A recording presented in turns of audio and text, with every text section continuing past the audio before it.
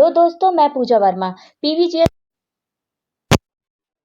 दोस्तों आज मैं बहुत ही खास टॉपिक लेकर आई हूँ जिससे रिलेटेड क्वेश्चन आपके अक्सर एग्जाम्स में पूछे जाते हैं।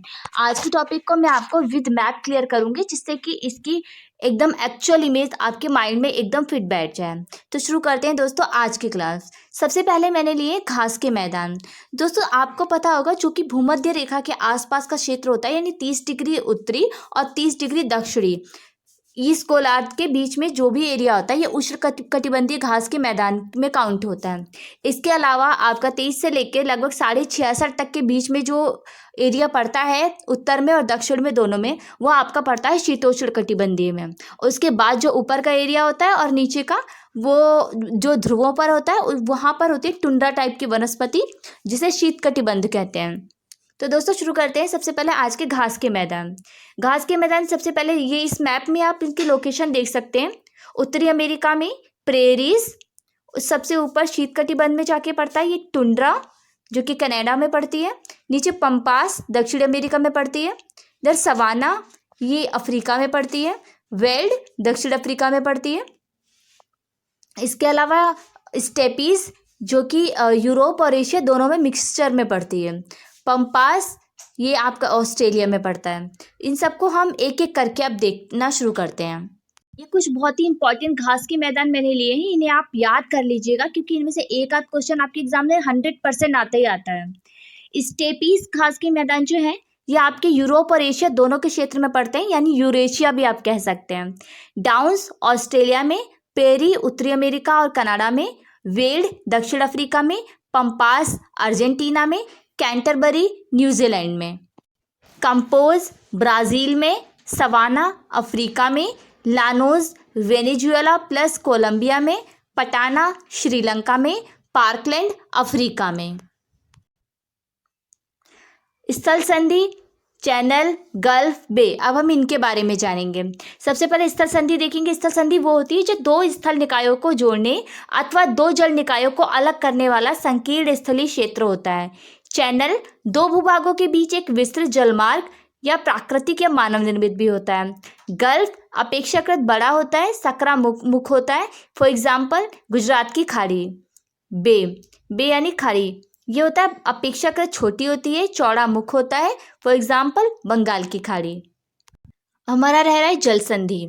जल संधि या इसे जल डमरू मध्य भी कह सकते हैं क्योंकि इसकी आकृति डमरू की आकार की होती है, जो दो जल निकायों को जोड़ने अथवा दो स्थल निकायों को अलग करने वाला संकीर्ण जलीय क्षेत्र होता है। अब हम इन सबको एक एक करके देखते हैं। सबसे पहले हम देखेंगे पाक जल संधि। दोस्तों नाम से ऐसा लगता है कि पाक यानी पाकिस्तान से रिलेटेड है, लेकिन ऐसा नहीं है। ये रॉबर्ट पाक जो कि एक टाइम अंग्रेजों के टाइम में चेन्नई के गवर्नर हुआ करते थे, उस टाइम पर इस संधि का नाम रखा था जो कि भारत और श्रीलंका के बीच में है। रॉबर्ट पाक के नाम की वजह से ही इसका नाम पाक जल संधि रखा गया। तो इसकी लोकेशन अब हम मैप पर देखेंगे।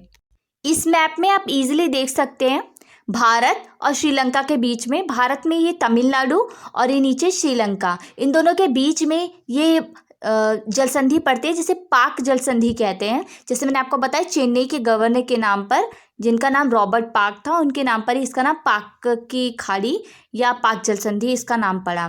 तो इसमें क्या खास बात है, इसमें खास बात ये है कि ये अरब सागर और और बंगाल की खाड़ी इन दोनों को जोड़ने का काम करती है। इसके अलावा श्रीलंका और इंडिया को अलग करने का काम करती है। नेक्स्ट पर चलते हैं। आज की दूसरी जल संधि है हमारी मलक्का जल संधि। दोस्तों मलक्का जल संधि की स्थिति को आप इस मैप में देख सकते हैं। ये इंडोनेशिया और मलेशिया को अलग करती है। इसके अलावा अंडमान सागर को दक्षिणी चीन सागर से जोड़ती है। अंडमान सागर जो कि हिंद महासागर का भाग है, और जबकि साउथ चाइना सी ये आपका पड़ता है प्रशांत महासागर का भाग, यानी ये इन दोनों को जोड़ती है और इंडोनेशिया और मलेशिया को अलग करती है। इसके लिए आप एक मैप और देख सकते हैं। आप इस मैप में ये मलक्का जल संधि को और स्पष्ट तरीके से देख सकते हैं, जो कि मलेशिया ऊपर है, इंडोनेशिया नीचे है, इन दोनों को अलग करती है और इसके बीच में से ये इन दोनों को जोड़ती है, अंडमान सागर और दक्षिण चीन सागर को। नेक्स्ट जल संधि पर चलते हैं। आज की नेक्स्ट जल संधि है हमारी बाब अल मंदब। दोस्तों इसकी स्थिति को आप आसानी से इस मैप में देख सकते हैं, जो कि लाल सागर और अदन की खाड़ी को एक दूसरे से जोड़ती है, यमन और जिबूती को एक दूसरे से अलग करती है। और आप इसे आसानी से देख सकते हैं, गल्फ ऑफ अदन जो कि अरब सागर का पार्ट है, इसको लाल सागर से जोड़ती है, जो कि आगे जाके भूमध्य सागर और उससे आगे जाके जिब्राल्टर जल संधि से होते हुए अटलांटिक महासागर को कनेक्ट करती है। तो आप बाब अल मंदब की स्थिति को इस मैप में बहुत आसानी से क्लियर देख सकते हैं। नेक्स्ट पे चलते हैं। आज की हमारी नेक्स्ट जल संधि है हार्मुज जल संधि। हार्मुज जल संधि की स्थिति को हम देखेंगे। हार्मुज जल संधि को आप इस मैप में देख सकते हैं, जो कि ओमान की खाड़ी को पर्शियन गल्फ यानी जिसे फारस की खाड़ी भी कहते हैं, इससे जोड़ती है। इसके अलावा ईरान और ओमान को एक दूसरे से अलग करती है। इसके अलावा हम एक मैप और देखेंगे। इस मैप में आप और ज़्यादा आसानी से क्लियर बिल्कुल देख सकते हैं कि ये किस तरीके से ईरान और ओमान को अलग करती है और फारस की खाड़ी को इससे क्या कहते हैं, अरब सागर से जोड़ती है।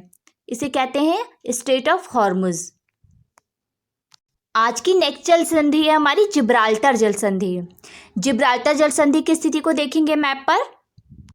इस वर्ल्ड के मैप पर आप इसे देख सकते हैं कि किस तरीके से ये यूरोप और अफ्रीका के बीच में पड़ती है, जिससे कि ये एक दूसरे को कनेक्ट करती है। अटलांटिक महासागर और भूमध्य सागर को एक दूसरे से जोड़ती है और कैसे यूरोप और अफ्रीका को अलग करती है। इसके लिए दूसरा मैप भी देखेंगे। इसमें आप और ज़्यादा आसानी से जूम करके पास से देख सकते हैं। यूरोप और अफ्रीका को अलग करती है और मेडिटेरियन सी यानी भूमध्य सागर को अटलांटिक ओशियन से कनेक्ट करती है। इसे जिब्राल्टर जल संधि कहते हैं, जिसमें यूरोप में ऊपर पड़ता है स्पेन और नीचे अफ्रीका का पड़ता है मोरक्को। स्पेन और मोरक्को के बीच में है अटलांटिक महासागर और मेडिटेरियन सी के बीच में। नेक्स्ट पे चलते हैं। आज की हमारी नेक्स्ट जल संधि है डोवर जल संधि। डोवर जल संधि की अवस्थिति को हम मैप पर देखेंगे। डोवर जल संधि किस तरीके से इंग्लैंड को फ्रांस से अलग करती है, इसके अलावा नॉर्थ सी और इंग्लिश चैनल को एक दूसरे से जोड़ती है। एक मैप और देखेंगे। इस मैप में आप और ज़्यादा आसानी से इसे देख सकते हैं कि किस तरीके से इंग्लैंड और फ्रांस के बीच में है और इसको स्ट्रेट ऑफ डोवर कहते हैं, यानी डोवर जल संधि कहते हैं। ये नॉर्थ सी और इंग्लिश चैनल के कनेक्ट करती है। नेक्स्ट पर चलते हैं। आज की नेक्स्ट जल संधि हमारी बेरिंग जल संधि। इसे लगभग आप सभी लोग जानते हैं, लेकिन फिर भी हम इसकी अवस्थिति को एक बार देखते हैं मैप पर। इसे आप इस मैप पर आसानी से देख सकते हैं। अक्सर आपने वर्ल्ड मैप देखा होगा, तो मैप पर देखते हैं तो लेफ्ट साइड में दिखता है, लेकिन वो आपके प्रशांत महासागर का राइट होता है। इस पर आप देखेंगे आसानी से इसको आप देख सकते हो, काफ़ी ईजी भी होती है ये देखिए चुकची सी को बेरिंग सी से जोड़ता है, इसलिए इसे बेरिंग जल संधि भी कहते हैं। और जो चुकची सी ये सागर होता है, यह आपका आर्कटिक महासागर का पोर्शन है, और जबकि जो नीचे वाला पोर्शन है यह आपका प्रशांत महासागर का हिस्सा होता है। और जिसमें जो आपको राइट वाला पोर्शन दिख रहा है वो यूएसए का है, और जो लेफ्ट वाला है वो एशिया का पोर्शन है, यानी ये रूस का है। यानी एशिया और यूएसए को यह अलग करता है और आर्कटिक महासागर को नीचे प्रशांत महासागर से जोड़ता है। इसके लिए एक मैप और देख लेते हैं। इसमें भी आप इसे देख सकते हैं, बेरिंग सी चुकची सागर एक दूसरे को जोड़ता है, जो कि ऊपर वह चुकची सागर जो आपका आर्कटिक महासागर का भाग है, और बेरिंग सागर ये आपका प्रशांत महासागर का। और कैसे रूस को अलास्का से अलग करता है, अलास्का यूएसए का पोर्शन है और बाकी इधर ये रशिया है। नेक्स्ट पर चलते हैं। नेक्स्ट जल संधि है हमारी मैगलन जल संधि। इसकी स्थिति को देखेंगे हम। आप इसे देख लीजिए, ये मैप है आपका दक्षिण अमेरिका का। दक्षिण अमेरिका में सबसे नीचे का जो पोर्शन होता है आपका चिली का जो पोर्शन सबसे नीचे को निकला हुआ एरिया है, वहाँ पर ये जल संधि है। काफ़ी लंबी जल संधि है क्योंकि ये टेढ़ी मेढ़ी है और ये अटलांटिक महासागर को पैसिफिक ओशियन से जोड़ती है। स्टेट ऑफ मैगलन इसका नाम है। नेक्स्ट पे चलते हैं। आज की नेक्स्ट जल संधि है हमारी फ्लोरिडा जल संधि। इसकी अवस्थिति को देखेंगे। दोस्तों ये फ्लोरिडा जल संधि आपकी यूएसए और क्यूबा के बीच में पड़ती है। देखिए किस तरीके से ये कनेक्ट करती है अटलांटिक महासागर और प्रशांत महासागर को, और यूएसए को क्यूबा से अलग करती है। दोस्तों ये थी हमारी लास्ट जल संधि। अब हम नेक्स्ट चीज़ देखेंगे। लास्ट में आप एक मैप देख लीजिए जिसमें आपको इसकी अवस्थिति का पता लग जाएगा कहाँ पर कौन सी खाड़ी है। लेफ्ट से शुरू करते हैं। लेफ्ट में सबसे पहले हम देखेंगे गल्फ ऑफ अलास्का, बेफिन की खाड़ी, हडसन की खाड़ी, Sargasso Sea, Gulf of Mexico, Caribbean Sea, Gulf of Saint Lawrence, Bay of Biscay, North Sea, Gulf of Guinea, और फिर थोड़ा सा आप राइट की साइड आएंगे इंडिया के आसपास, Bay of Bengal, Gulf of Oman, Persian Sea, Caspian Sea, Gulf of Aden. तो इस टाइप से आपने कुछ जो हमारी खाड़ियाँ वगैरह है विश्व में उनकी अवस्थिति को जाना है कि कौन सी खाड़ी कहाँ पर पड़ती है। तो दोस्तों आज की क्लास यहीं ख़त्म करते हैं। आशा करती हूँ आज की क्लास आपके लिए काफ़ी इन्फॉर्मेटिव रही होगी। वीडियो अच्छा लगे तो प्लीज़ आप इसे लाइक करें, दोस्तों में ज़्यादा से ज़्यादा शेयर करें, और आज ही हमारे चैनल PVGS अकेडमी को सब्सक्राइब करें। वीडियो के नीचे बेल आइकन प्रेस करना बिल्कुल ना भूलें, जिससे कि इस टाइप के इंपॉर्टेंट इन्फॉर्मेटिव वीडियोस आपको कंटिन्यूसली नोटिफिकेशन मिलते रहें। Thank you so much.